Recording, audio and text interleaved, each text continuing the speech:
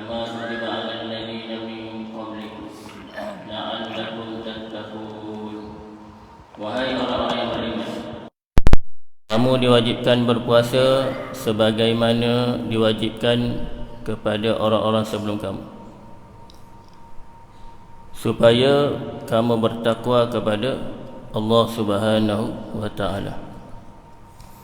Perkataan la'allakum, la'alla di dalam Al-Quranul Karim sebagaimana yang diterjemahkan oleh guru saya ketika ngaji pondok dulu, beliau menyatakan la'alla di dalam Al-Quranul Karim memberi maksud nescaya dah, sah dah bahawasanya kamu ni orang yang beriman kepada Allah Subhanahu wa ta'ala, orang yang bertakwa kepada Allah Subhanahu wa ta'ala. Tapi ada syarat-syarat dia lah. Kemudian kita tengok dalam ayat ni ada beberapa perkara yang Allah Subhanahu wa ta'ala wairakan. Perkataan Allah ni waira. Allah Subhanahu wa ta'ala wairakan yang pertama, wahai orang-orang yang beriman, ya ayyuhallazina amanu. Jadi kita tengok molek di manakah kita sebagai orang yang beriman kepada Allah Subhanahu wa ta'ala. Makna kata bukan kata bila masuk puasa, masa itulah baru nak cari berkenaan puasa, baru nak cari kelebihan puasa, baru nak ambil. Gitu lah. Baru nak tambah amalan dan sebagainya. Bukan. Dia daripada awal-awal lagi. Maknanya daripada awal-awal lagi. Kalau kita nak ambil lesen motor, lesen kereta, sebelum Covid tu tak ada masalah, pergi daftar tu boleh terus. Bila berlaku Covid, pergi daftar tu nanti dia penuh, kena booking dulu. Biasa sebelum Covid ni pergi daftar tu boleh terus tak. Bila Covid ni dia terhad sikit. Jadi bila nak ambil bahagian dalam Ramadan yang dikurniakan berbagai-bagai kelebihan oleh Allah Subhanahu wa ta'ala, bukan kata masuk Ramadan tu baru nak ambil dah. Dia sebelum tu lagi, daripada awal-awal lagi. Yakni daripada kita beriman kepada Allah Subhanahu wa ta'ala. Orang yang beriman kepada Allah Subhanahu wa ta'ala yakni percaya dalam hati, mengaku dalam hati, serta menyebut dengan mulut, serta beramal dengan perbuatan, yakni membetulkan akidahnya, membetulkan syariatnya, yakni fiqh, dan membetulkan dalamannya, tasawuf. Ini dalam bab tasawuf. Kemudian Sayyidina Ali bin Abi Talib radhiyallahu anhu menyebut iman itu ucapan dengan lidah, kepercayaan yang benar dengan hati, dan perbuatan dengan anggota. Makna kata daripada awal lagi, 11 bulan sebelum kita menempuhi bulan Ramadan Al-Mubarak tu, kena betul molek lah. Kena betul molek bab akidah, terutamanya bab akidah lah, supaya kita ni benar-benar terhasil sebagai orang yang bertakwa kepada Allah Subhanahu wa ta'ala. Kemudian perkara yang kedua yang diwairakan oleh Allah Subhanahu wa ta'ala dalam ayat ni, yakni berpuasa. Kutiba alaikumus siyam, telah difardhukan kepada kamu berpuasa. Puasa ni dari sudut bahasa semata-mata menahan diri, sebagaimana yang disebutkan oleh Allah Subhanahu wa ta'ala berkenaan dengan kisah Sayyidatina Maryam, bonda kepada Nabi Isa alaihi salam. Orang Melayu kita pun nama Siti lah kot, Siti Maryam, Siti Asiah, Siti Aminah, Siti Aisyah, Siti belakang. Mengikut ada beberapa guru menyatakan Siti ni satu nama gelaran kemuliaan kepada wanita tersebut. Allah Subhanahu wa ta'ala menyatakan, faquli inni nazartu lirrahmani sawma falan ukallima al-yawma insiya. Sesungguhnya aku bernazar diam kerana Allah Subhanahu wa taala yang bersifat Ar-Rahman. Setelah aku menyatakan yang demikian, maka aku tidak akan berkata-kata kepada sesiapa pun dalam kalangan manusia pada hari ini. Surah Maryam ayat 26. Iaitu aku bernazar menahan diri daripada berkata-kata. Tapi zaman lah ni ganah lagi. Zaman lah ni hebat lagi. Tak berkata-kata. Cuma yang bercakapnya telefon. Telefon dia bercakap. Ini masalah ni. WhatsApp, Facebook, Instagram, TikTok dan sebagainya. Tu bercakap. Saya tak cakap pun. Kita tulis je, kita tarik je. Kena pula menghina orang, kemudian membuka aib orang dan sebagainya. Itu masalah besar tu. Kalau untuk kebaikan, insya-Allah lah boleh. Lama ke buat terus telefon masalah kok. Buat terus telefon ni masalah. Jadi puasa dari sudut bahasa menahan diri daripada berkata-kata. Menahan diri. Mana nak tahan diri belakalah daripada makan minum, daripada berkata-kata perkara yang sia-sia, daripada tidur yang lebih, daripada perkara-perkara yang boleh membatalkan puasa ataupun perkara-perkara yang merosakkan puasa. Seterusnya, puasa dari sudut syarak menahan diri daripada semua perkara yang membatalkan puasa. Bermula terbit fajar, iaitu waktu subuh, sehingga terbenam matahari waktu maghrib dengan niat yang tertentu. Ini lama. Dari sudut syarak ni dia panjang. Semayang kita 5 minit pun kita rasa lama dah. 5 minit, 10 minit ni mana panjang. Puasa ni panjang lagi. Puasa ni daripada subuh sampai maghrib. Dan kebiasaannya puasa ni 2 waktu yang paling dijaga. 2 waktu yang paling dijaga. Waktu yang pertama waktu subuh. Waktu yang kedua waktu maghrib. Orang jaga waktu subuh ni kerana bila azan subuh dia tak boleh makan. Azan subuh ni tak boleh makan. Mana kadang-kadang bila bangun lewat sahur, bila azan subuh tu makanan ada dalam mulut pun dia buang ni. Takut batal puasa, takut tak jadi puasa. Tu waktu yang paling dijaga. Kemudian waktu maghrib. Waktu maghrib, bila azan maghrib tu boleh makan lah. Tu paling jaga sangat. Termasuklah kita pun kadang-kadang sejam, setengah jam sebelum maghrib tu kita jaga dah. Tapi kalau kita tengok kebanyakan tempat, ada setengah tempat sejam sebelum maghrib tu tak ada buat kerja lain dah. Sejam sebelum maghrib ni bulan puasa tak ada buat kerja lain dah. Duduk munajat pada Allah Ta'ala je. Duduk selawat, duduk berzikir, beristighfar, duduk doa. Sejam kita gitulah. 10 minit nak masuk pun awak tak tahu lagi. Gitulah. Kemudian bila waktu maghrib lewat sikit ataupun awal sikit, jadi masalah dulu.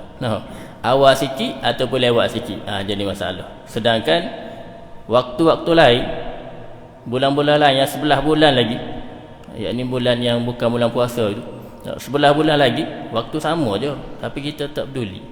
Kita tak ambil cakna. Tak kira dah tok bila azan maghrib tu awal ke, tok bila azan maghrib tu lewat sikit ke. Azan dah maghrib dah. Maghrib dah. Gitu lah. Bulan puasa ni memang jaga lah. Tak boleh lewat sikit pun tak boleh. Kerana pernah berlaku 4 minit awal diputarkan radio. Diputarkan azan dalam radio 4 minit awal. Lepas tu macam-macam lah. Jadi ada sebahagian orang menyebut siapa yang buka puasa pada hari tu, hari yang dia dengar radio tu diputarkan 4 minit awal tu, batal puasanya. Allah. Senang aja bagi hukum kat orang. Salah ni. Jadi bila tanya saya, sah ke tak puasa orang yang buka puasa pada hari tersebut? Dia dengar radio, kemudian DJ tu salah sikit je. 4 minit awal diputarkan. Jadi saya kata sah puasanya. Sah puasanya berdasarkan kepada kitab Muniyatul Musalli. Dia bab puasa ni dengan bab semayang dia tak boleh lari. Bab puasa dengan bab semayang ni dia tak boleh lari lah. Dia kena sama. Sebab bila masuk maghrib tu boleh makan. Makna masuk maghrib ni semayang. Sama juga dengan subuh. Bila masuk waktu subuh, azan subuh tu tak boleh makan. Kita ni kita ada waktu imsak. Kita ada waktu berjaga-jaga. Makna kata kalau tengok jam, tilik kepada jam ni, dia masuk kepada zon. Zon ni kaedah untuk kita menentukan masuknya waktu semayang. Kita pakai jam ni, dia lebih pada masuk. Zon ni 70-30%. Makna 70% masuk kepada waktu semayang. Makna kata waktu yang benar-benar masuk waktu semayang ni kita tak tahu bila. Kita tak tahu. Cuma bila kita tengok kaedah jam ni 7.20 maghrib, 7.20 hari kita azan. Jadi mengikut ada salah seorang guru pondok di kampus saya, beliau menyatakan 5 minit awal tu masuk dah. Kalau maghrib pukul 7.20, maknanya 7.15 tu masuk dah lah waktu maghrib, masuk dah. Tapi jangan azan pula. Dah buat apa mau azan? Masjid terbau azan maghrib pukul 7 subuh. Buat apa? Bak tengok kitab Muniyatul Musalli. Tengok gitu. Tengok jam 7.20 azan. Maknanya kita tak tahu waktu yang benar-benar pukul berapa masuknya waktu maghrib. Sama juga dengan waktu-waktu lain. Jadi berdasarkan pada sini, orang yang buka puasa pada hari tersebut 4 minit awal daripada jam tu, maka sah puasanya. Selesai. Jangan balas saudara. Jadi kita puas-puas. Orang ni kata sah puasa, orang ni kata batal puasa. Siap umur dalam masjid lagi batal puasa. Tak payah mana pun batal puasa, ganti lah. Bukan salah kita pun. Sebab kita pakai jam, kita pakai radio. Kita buka radio. Kadang-kadang masjid surau pun bulan puasa ni jarang. Jarang lah bulan puasa ni orang azan maghrib. Kalau azan pun lewat sikit. Kalau azan pun lewat. Tok bila tu makan kenyang dah. Tok bila kenyang dah makan, baru azan. Kita pun tengok dah 7.30 baru tok bila azan. Patutnya 7.20 lah tok bila azan. Sebagaimana yang pernah dibuat di kampus saya, memang masjid kita azan masuk waktu tu lah kita azan. Dia bagi air segelas, kemudian adalah sebekah satu mangkuk kurma ke kuih ke, mau ambil ni, mau duduk depan. Bila bunyi tek-tek jam tu, meminum air seteguk, tu imam sana meminum air seteguk, kemudian mazan lah. Buat apa? Tak boleh makan dulu tak imam? Kita tanya siap, makan dulu ayah tak imam? Kita makan dulu. Naya kat orang. Tu imam sebut naya kat orang.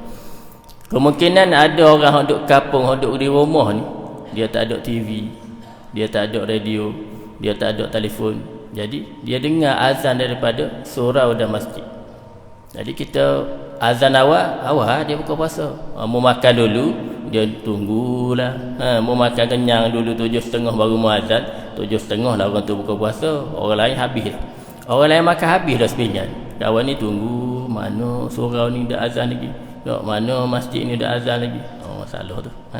Jadi itulah. Kena jaga mood. Jadi berbalik pada cerita tadi, kita was-was. Dua orang ni kata batal, ganti lah. Kita ganti puasa. Jadi bila kita ganti puasa, berkemungkinan sebelum-sebelum ni ada puasa kita yang pernah kita tinggal dan kita tak ganti lagi. Tapi kita tak perasan ataupun kita tak tahu. Kita tahu tu lain cerita lah. Mungkin tahun lepas 5 hari tinggal puasa. Contoh, tahun lepas 5 hari tinggal puasa kerana uzur, kerana sakit, kerana kena COVID 5 hari. Jadi 5 hari yang kita ganti. Jadi puasa yang kita ganti pada tahun ni sebab buka puasa awal tu kita jadi was-was dah. Kemungkinan ada puasa-puasa sebelum ni kita tak ganti lagi. Jadi Allah Ta'ala nak suruh kita ganti. Kita ganti ya, tak payah mana pun. Kemudian puasa ni dia ada niat. Sama juga dengan amal ibadah lain. Juga ada niat lah. Dengan niat yang Maknanya kita niat ni innamal a'malu binniyat. Setiap amal perbuatan tu sah dengan niat. Jadi kena niat molek lah. Kadang-kadang niat puasa ni pun macam-macam tu. Niat puasa ni macam-macam. Semalam tak niat, sudah. Semalam tak niat. Ada masjid dan surau bila habis mai tarawih tu, Tok Imam ke Tok Bilal akan umumkan, okey kita akan niat sama-sama, kita niat puasa. Niatlah puasa nawaitu sauma ghadi. Jadi hak balik lewat tu, hak sempat semaya witir ada lah. Hak balik awal tu tak ada dah. Balik rumah dia ingat dah nak niat. Lepas tu sahur bangun. Sahur bangun. Kadang-kadang balik rumah tu dia tanya bini, masuk ke apa sahur esok ni? Masuk ke apa sahur esok? Esok sikit-sikit masuk sikit-sikit. Baik lah. Lepas tu pukul berapa nak bangun sahur? Pukul 5 pagi bang kita bangun sahur. Jadi sahur tu pun masuk dalam bab niat dah bagi puasa. Kerana ghalib bagi orang yang bersahur ni untuk puasa lah. Ghalib bagi orang yang bersahur ni, dah sahur-sahur ni untuk puasa saja. Jadi ada sebahagian guru-guru kita menyatakan bahawasanya orang yang bangun sahur ataupun dia tanya bini dia nak masuk ke apa untuk sahur ni, itu telah dikira niat puasa. Jadi tak payah mana lah. Makan mari semai subuh, Allah aku dak puasa ni. Dapat apa dak puasa? Dak niat. Malam balik awal. Malam balik awal lepas tarawih tu balik halu dah. Dak nak maya witir balik. Lepas tu dak niat, dak ingat nak niat. Pas mau bangun sahur. Niat dah tu. Bangun sahur tu niat dah. Selesai, tak ada masalah apa. Baik. Kemudian perkara yang ketiga yang Allah Subhanahu wa taala wairakan dalam ayat tadi, yakni takwa. La'allakum tattaqun. Mudah-mudahan kamu bertakwa kepada Allah Subhanahu wa taala. Mengikut Al-Imam Ghazali rahimahullahu taala, beliau menyatakan takwa ni, takwa di dalam Al-Quran memberi 3 makna. Dia ada 3 makna. Makna yang pertama, takwa ni adalah takut, gerun ataupun ngeri kepada Allah Subhanahu wa taala. Yakni haibah. Kita rasa takut, kita rasa gerun dengan Allah Subhanahu wa taala. Itu makna takwa yang pertama. Makna yang kedua, takwa ni dengan makna taat kepada Allah Subhanahu wa taala. Dengan sebenar-benar taatlah. Kemudian takwa yang ketiga dengan makna suci hati daripada dosa. Dan disebutkan yang ketiga inilah yang diambil untuk takrif kepada takwa, yakni suci hati daripada dosa. Bila suci hati daripada dosa ni, kita buat perkara yang Allah Ta'ala suruh dan meninggalkan larangan Allah Subhanahu wa ta'ala. Muslimin muslimat yang dirahmati Allah Subhanahu wa ta'ala. Kemudian kita tengok pada hari Jumaat. Hari Jumaat ni, hari ni hari Jumaat terakhir dalam bulan Syaban. Jumaat minggu depan puasa dah. Jadi kebiasaannya lelaki je mari Jumaat tu. Lelaki mari Jumaat. Di kampung saya pernah dilaksanakan sembahyang Jumaat untuk perempuan. Tapi dia tak wajib lah. Dia buat masjid 2 tingkat. Bahagian atas tu perempuan duduk. Adalah dalam lebih kurang 20 orang. Tak mari sembahyang subuh ni, mu nak mari tak mari Jumaat ni. Nak mari tak. Kalau nak mari kena mari awal lah. Jadi apabila sembahyang Jumaat, kita sama-sama dengar khutbah. Dengar khutbah Jumaat, dan khatib akan bacakan ittaqullaha haqqa tuqatih wa la tamutunna illa wa antum muslimun. Sidang jemaah sekalian, marilah sama-sama kita bertakwa kepada Allah Subhanahu wa taala dengan melaksanakan perintah Allah Subhanahu wa taala dan meninggalkan larangan Allah Subhanahu wa taala. Disebutkan oleh guru tauhid, guru yang mengajar bab tauhid, beliau menyatakan takwa yang disebut di atas mimbar pada hari Jumaat ni adalah takwa peringkat pertengahan. Dia duduk tengah-tengah, bukan duduk bawah, bukan duduk atas. Dia duduk tengah-tengah. Jadi boleh jadi bulan puasa ni dia naik sikit, habis puasa dia turun balik. Tu takwa yang disebutkan di atas mimbar pada hari Jumaat adalah takwa pertengahan. Tu pun kalau boleh hama tu alhamdulillah dah. Kalau boleh hama tu alhamdulillah. Tu besar dah rahmat Allah Subhanahu wa taala. Jadi tak dapat tidak daripada puasa sendiri tu.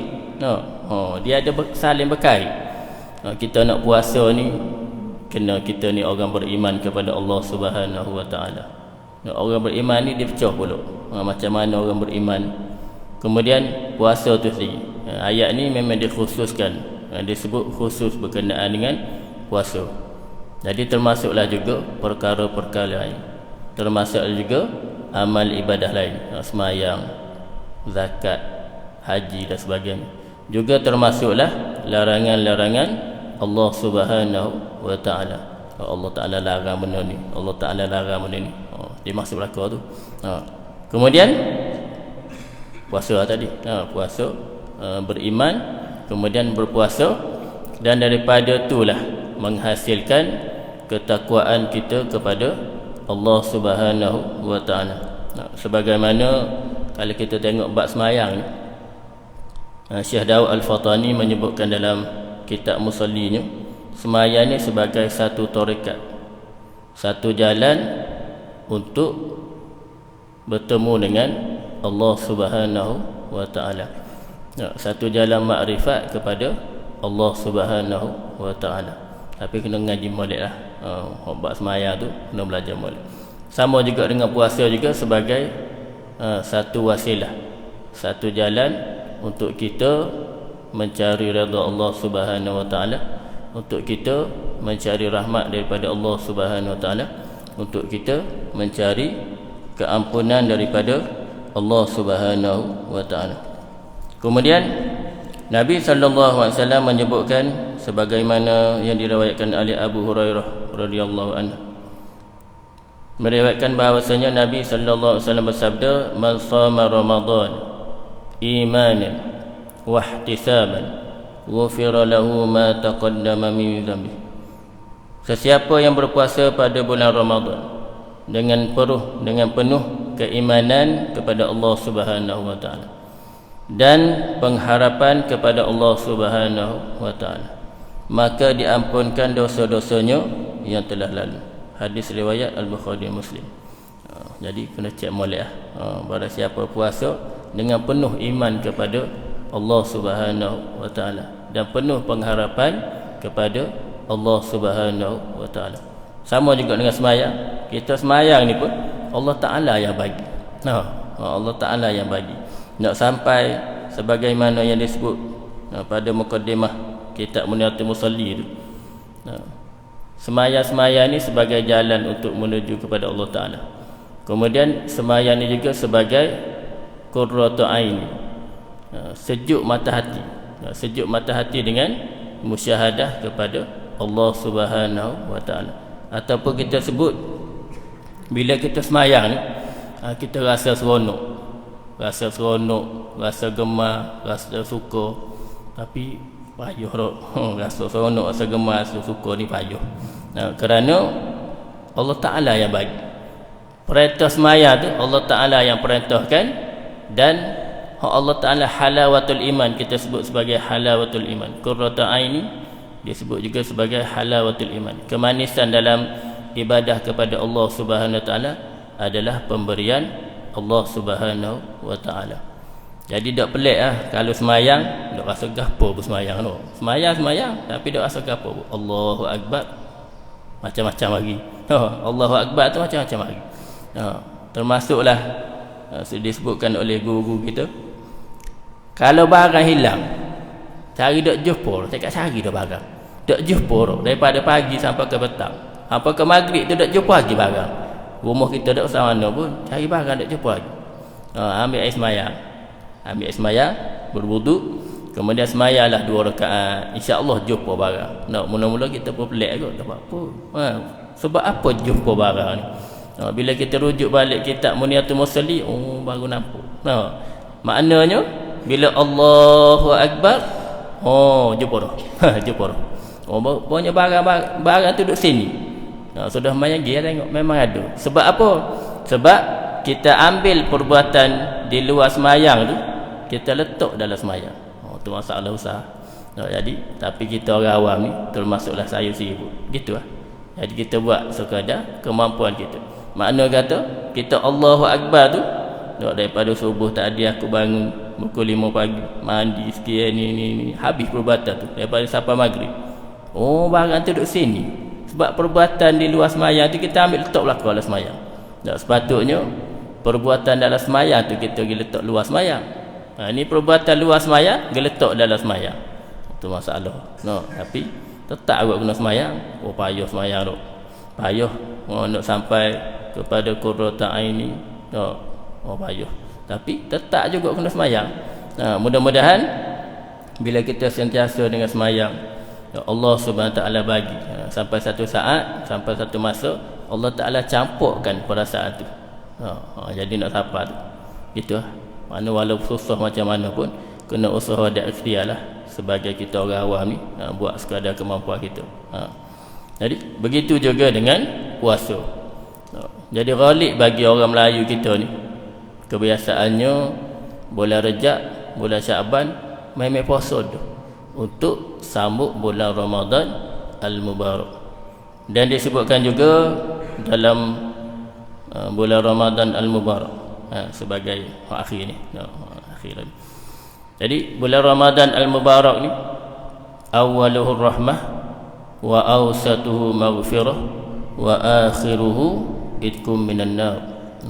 Jadi secara zahirnya kita tengok sini, secara zahir 10 yang pertama Allah Taala bagi rahmat, 10 yang kedua Allah Taala bagi keampunan, dan 10 yang ketiga Allah Taala bebaskan daripada azab api neraka. Waktu 10 yang ketiga kita pun gitulah. Tapi 10 yang ketiga ni payah sikit. 10 yang ketiga ni sibuk duk Lailatul Qadar. Sibuk duk buat persiapan hari raya lah. Dan waktu secara zahir, kita tak nampak boleh jadi Allah Taala bagi awal-awal, ataupun Allah Taala bagi tengah-tengah, ataupun Allah Taala bagi akhir.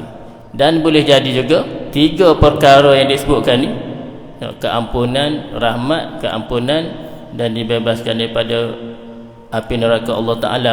Allah Taala boleh bagi sekaligus, tapi tak tahu bila. Awal puasa ke, tengah puasa ke, akhir puasa ke, tak tahu bila. Jadi kena sama berlaku lah. Kalau boleh minta sama berlaku. Daripada awal puasa ni kita boleh baca Quran sejuzuk, 2 juzuk sehari. Kita boleh semayang tarawih 8 rakaat ke, 20 rakaat ke. Jadi sampai akhir lah. Akhir begitu juga. Dengan sampai 15 Ramadan, malam ke-16 tu korang tu. Malam ke-16 ni sibuk tu. Nak kemah rumah, nak tukar lasik, nak cat rumah. Sibuk. Tak ada masalah pun. Cuma ibadah kita tu biar berkekalan sama sebagaimana awal-awal juga. Bahkan kalau boleh kita tambah lagi lah. Bahkan kalau boleh kita tambah lagi. Mudah-mudahan kita ni sentiasa di bawah naungan Allah Subhanahu wa Ta'ala. Jadi sekadar dulu untuk renungan bersama pada pagi yang berbahagia ini. Mudah-mudahan apa yang disampaikan menjadi panduan dan pedoman kepada saya sendiri dan kepada muslimin-muslimat sekalian. Wallahu a'lam. A'udzubillahi minasyaitonir rajim. Bismillahirrahmanirrahim. Alhamdulillahirabbil alamin. Wassalatu wassalamu ala sayyidina Muhammadin wa ala alihi. Rabbana zalamna wa illam taghfir lana wa tarhamna lanakunanna. Rabbana ighfir lana wa liwalidina warhamhuma kama rabbayana ولجميع المسلمين والمسلمات من الأحياء من برحمتك يا رب. ربنا آتنا في الدنيا حسنة وفي الآخرة حسنة وقنا عذاب النار. وصلى الله على سيدنا محمد وعلى آله وصحبه أجمعين والحمد لله رب العالمين. Seterusnya ada satu pemberitahuan.